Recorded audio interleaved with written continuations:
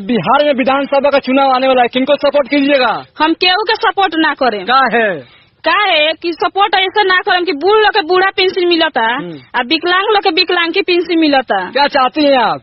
हम वो चाहता नीतीश कुमार से या मोदी जी से कि हमनियों के जवान बनी से तो हमनियों के जवानी पेंशन मिल। चाचा जवानी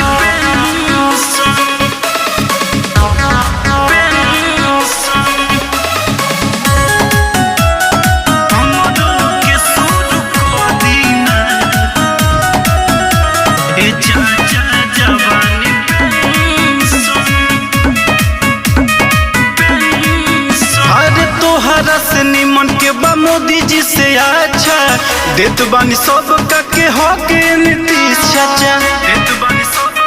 ए चाचा सुनी तोहरा से निमन के बा मोदी जी से अच्छा देत बानी सब के हक नीतीश चाचा।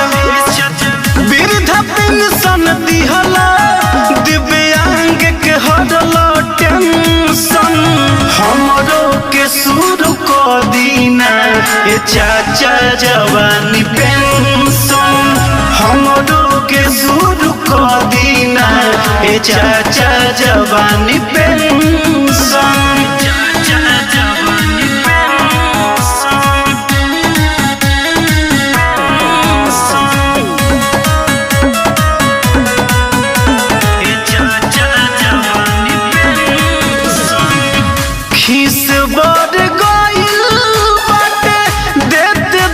वोट हो आज ले न मिलल हमारा जम के सपोर्ट हो।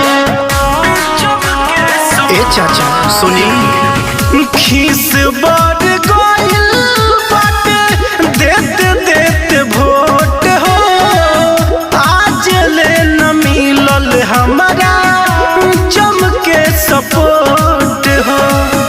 हर सोची हाली हाली नजदीक आइल बाइले के संग हमरो के शुरू कर दीना ये चाचा जवानी पेंशन हमरो के शुरू कर दीना ये चाचा जवानी पेंशन।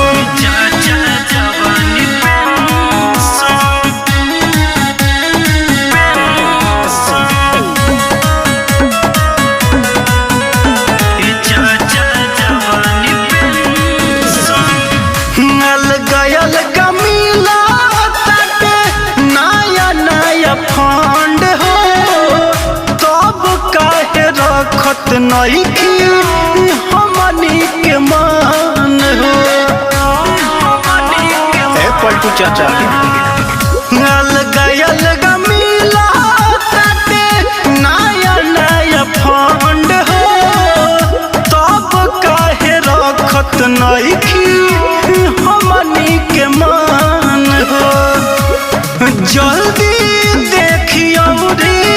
फायदा के कौन कनेक्शन हमरो के शुरू कर दीना ये चाचा जवानी पेंशन हमरो के शुरू कर दीना ये चाचा जवानी पेंशन।